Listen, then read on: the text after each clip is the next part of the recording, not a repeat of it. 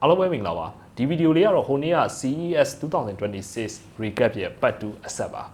ပထမဗီဒီယိုမှာတော့ကျွန်တော်စက်ရုပ်တွေကားပြန် taxi တွေအကြောင်းမြန်မြန်ဆန်ဆန်ပြောခဲ့ပြီဒီဘက်မှာတော့ကျွန်တော်တို့အိတ်ကတဲ့ဖုန်းတွေကျွန်တော်တို့အိတ်ခန်းထဲက TV တွေကွန်ပျူတာတွေဂိမ်းမာတွေအတွက်ဖြစ်လာမဲ့အလားအလာတွေနဲ့နောက်ကျွန်တော်တို့ဖုန်းတစ်လုံးမှာ DSLR တစ်လုံးကလည်းမျိုးကင်မရာ zoom range တွေပါနေနဲ့ innovation ဖြစ်တယ်ဆိုတဲ့အကြောင်းတွေဖောက်သေးချောက်တော့ဖြစ်ပါတယ်အခုလောက်ဆိုရင်တော့ tech ဝါသနာအိုးရအဲ့ဒါဘာဖုန်းပြောမှန်းသိနေလောက်တယ်ဒါပေမဲ့အနောက်နိုင်ငံယူရိုပကအဖြူတွေကတော့ဟာ amazing ဖြစ်နေတော့ပဲပေါ့နော်ဆိုတော့ဗီဒီယိုလေးမှာကြည့်လိုက်အောင် My Tech မြန်မာပရိသတ်ကြီးအားလုံးပဲမင်္ဂလာပါကျွန်တော်ကတော့ဖုန်းကျော်သူပါဒီလိုမျိုးနီးပညာအကြောင်းတွေနဲ့ပတ်သက်တဲ့ tech အကြောင်းတွေဝါသနာပါတယ်ဆိုရင်ကျွန်တော်တို့ My Tech မြန်မာရဲ့ Facebook YouTube နဲ့ TikTok channel တွေကို like follow subscribe လုပ်ထားလို့ရပါတယ်ဒီဗီဒီယိုလေးကိုသဘောကျတယ်ဆိုလို့ရှိရင်လည်း like and share လုပ်လို့ရသလိုလိုအပ်မယ်ထင်တဲ့ကိုယ့်ရဲ့မိတ်ဆွေညီကိုမောင်နှမတွေရှင်လည်း mention ခေါ်ခဲ့လို့ရပါတယ်display ဒီပညာအပိုင်းနဲ့ပတ်သက်ရင် tech company တွေအထူးဖြင့် Samsung တို့ LG တို့တော်တော်များများ Sharp တို့ပါတော့ပေါ့နော်တော်တော်များများပြိုင်ကြ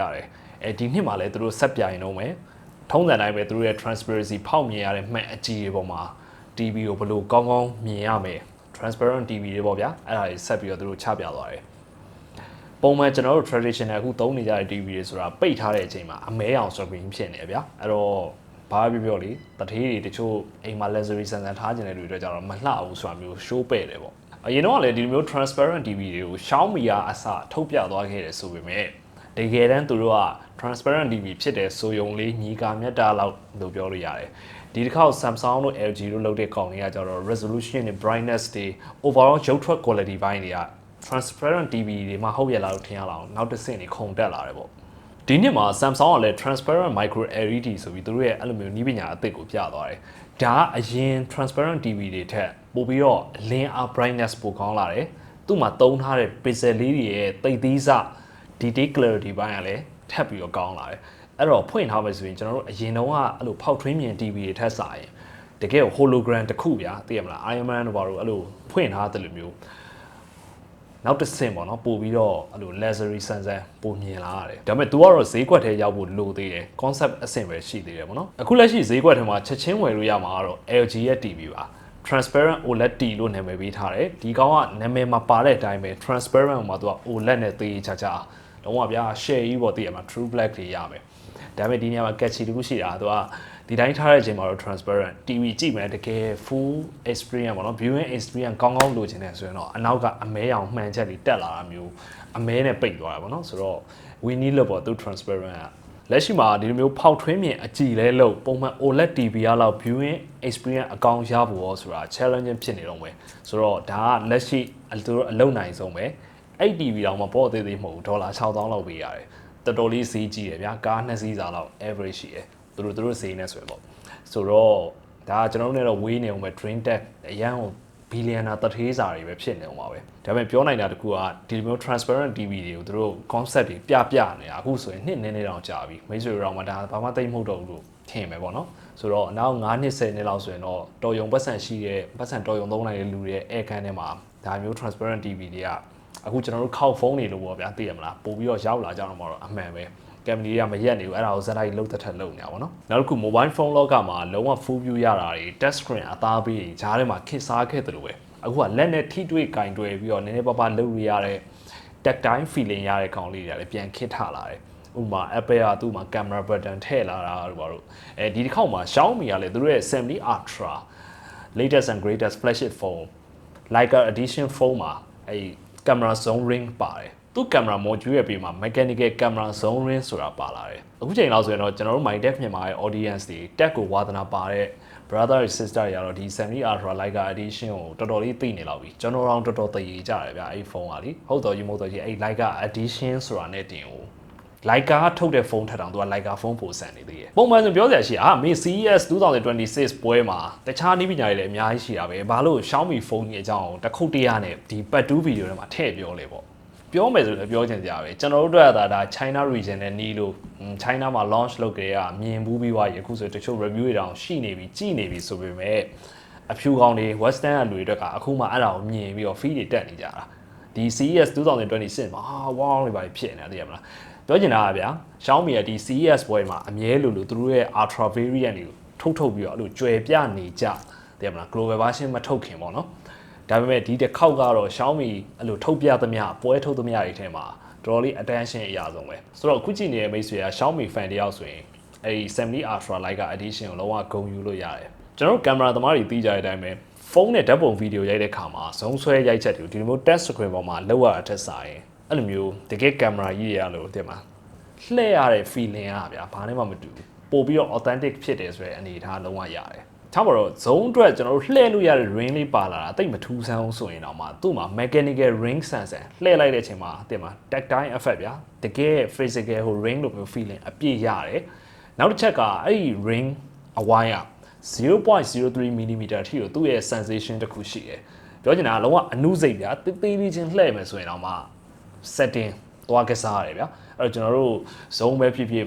focal length ပဲဖြစ်ဖြစ် aperture ဖြစ်ဖြစ်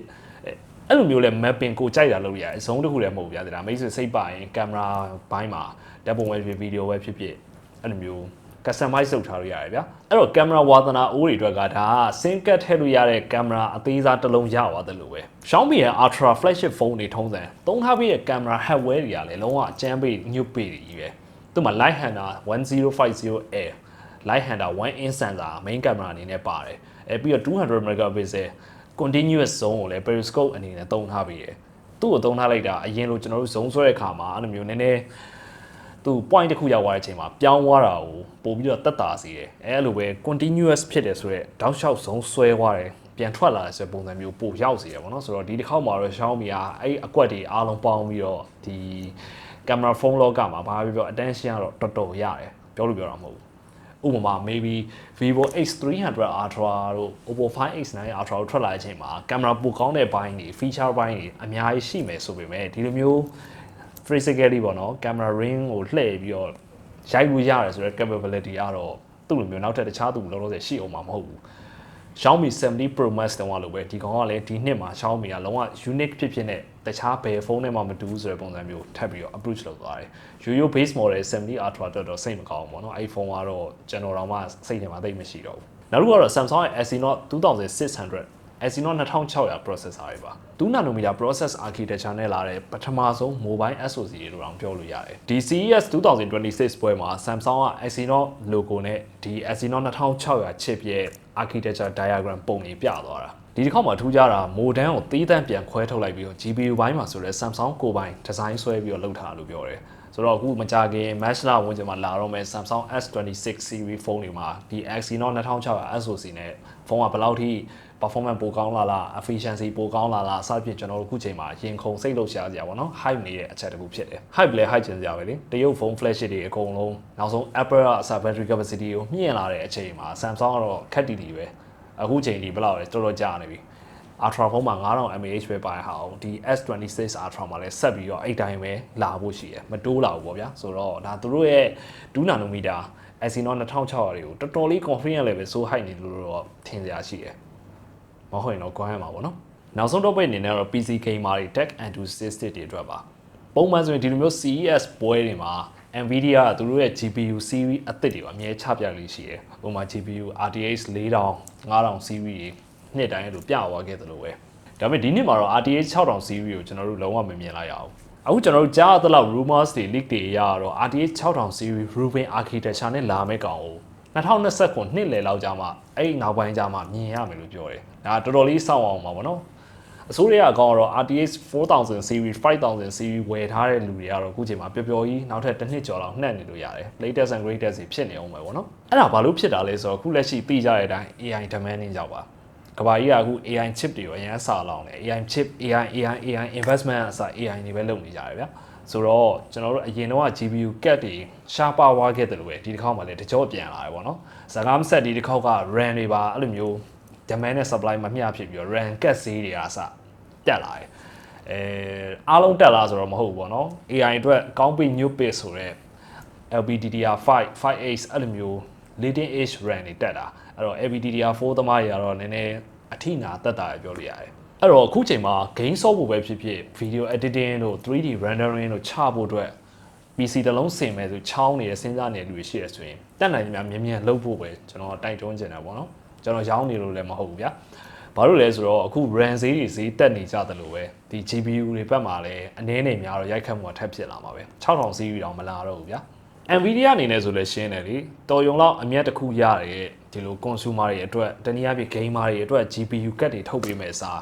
AI တွေအတွက်ထုတ်ဖို့ AI accelerator တွေ data center တွေကနေသုံးမဲ့အဲ့လို chip တွေအတွက်လိုတဲ့ version တွေကိုထုတ်တာသူတို့အတွက်တိတိကျကျ profit ပိုများတယ်ဆိုတော့မတက်နိုင်ဘူးပေါ့နော်သူတို့အနေနဲ့လည်းအခုချိန်မှာကမ္ဘာတန်ဖိုးအကြီးဆုံး company တခုပို့ဖြစ်လာတယ်လို့ trillionaire company ဖြစ်လာတယ်လို့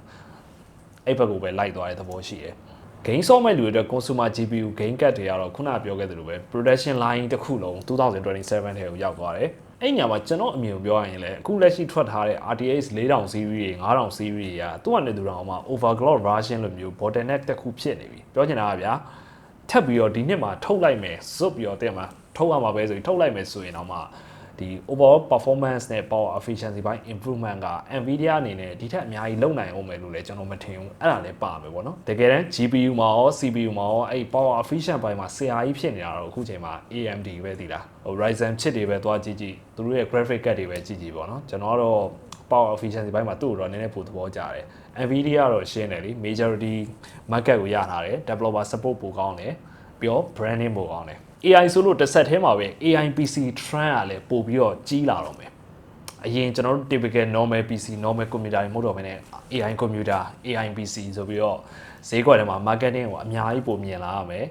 marketing gimmick တက်ထက်လည်းပိုတယ်သူတို့ရဲ့ chip အသစ်တွေမှာအစား AI ဘိုင်းကိုပို့ပြီးတော့ support လုပ်ပေးလာနိုင်မဲ့ NPU neural processing unit ကိုအရင်ကထက်ပို့ပြီးတော့အားကောင်းလာအောင်ပို့ပြီးတော့လုံနိုင်စွမ်းရှိလာအောင်သူတို့မြင့်လာတယ်ကို laptop ရောင်းအောင် marketing gimmick တက်လုပ်နေတာထက်ပိုတယ်ဗျာဥပမာ Intel ရော AMD ရော Qualcomm ရောသူတို့ရဲ့အခုအသစ်ထုတ်မဲ့ SoC processor တွေအကုန်လုံးမှာအဲ့ NPU ဘိုင်းကိုပို့ပြီးတော့မြင့်ပေးလာတယ် Apple ရောမှာဒီ M5 ထိကအဲ့လောက်အားမကောင်းဆိုပေမဲ့ maybe သူတို့အခုမကြင်ညာသေးတဲ့ M5 Pro တို့ Max တို့ Ultra တို့ကြာရင် maybe M4 Ultra တို့ကြာရင်ဘယ်လိုလာမလဲတော့မသိဘူးပေါ့နော်မလာရင်လည်းဟိုကောင်တွေအကုန်လုံးက AI ဘိုင်းမှာဒီ chip ရဲ့ support အစပိုကောင်းလာပြီအဲ့တော့ဟုတ်ပါပြီအဲ့လို AI PC chip တွေဖြစ်လာတာဘာပိုကောင်းပါလဲအယိုးရှင်းဆုံးအတိအသာဆုံးနေရာပြောရရင်တော့ကျွန်တော်တို့ chip တွေရဲ့ power efficient battery စားတဲ့နှုန်းပိုတက်တာပါတယ် battery life ပိုမြင့်လာတယ်ပေါ့နော်ဘာလို့လဲဆိုတော့ကျွန်တော်တို့က video call ခေါ်တာမျိုးတွေအနောက်ကဒီလို background တွေ blur ထားတာမျိုးတွေအဲ့လိုမျိုး NPU ဘိုင်းကိုအဓိကသုံးရတဲ့ဟာတွေကို CPU မသုံးတော့ဘူးလေတိလား NPU နဲ့ပဲသွားတယ်သူက dedicated test ခွဲလိုက်တယ်ဗျာအဲ့တော့အရင်လိုပူကျစ်တက်နေတာမျိုးအားတွေစားသွားတာမျိုးသိမဖြစ်တော့ဘူးအဲ့လိုပဲ NPU ဘိုင်းကြီးပိုကောင်းလာတဲ့အတွက်အရင်လိုမျိုးကျွန်တော်တို့က AI ကိုမေးတာတွေ calculation AI နဲ့လုပ်တာတွေမှာ cloud based AI လှမ်းပို့ပြီးတော့လုပ်ရတာမျိုးမလိုတော့ဘူးကိုယ့်ရဲ့ device ထဲမှာပဲ locally ပေါ့နော်အဲ့လိုမျိုး calculation တွေလုပ်နိုင်လာတယ်ဆိုတော့ဘာပဲပြောလေအနေနဲ့များ user တွေရဲ့ privacy data ပို့ပြီးတော့ secure ဖြစ်လာတယ်အဲ့ဒါကိုလည်းသူတို့ marketing အရာပြောလိမ့်မယ်ဘာဖြစ်ဖြစ် laptop နဲ့သွားလီယာ battery အားခံသုံးချင်တဲ့အဲ့လို productivity သမားတွေအတွက်ကတော့ဒီလိုမျိုး NPU တွေပို strong ဖြစ်လာတာ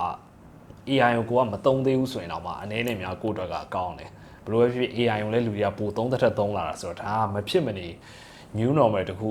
လိုတဲ့အရာတခုဖြစ်လာတော့မယ်အဲ့ဒါကြောင့်ကွန်ပျူတာဝယ်မဲ့လူတွေရှိရင်တော့မှအဲ့ AI PC တွေထဲကပဲပိုဦးစားပေးဝယ်ဖို့ကျွန်တော်တို့တိုက်တွန်းချင်တယ်ဆိုတော့ conclusion ချရင်ဒီတစ်ခေါက် CES 2026က AI အကြောင်းတွေပိုမြင်လာရတဲ့ CES ပွဲတစ်ခုပဲ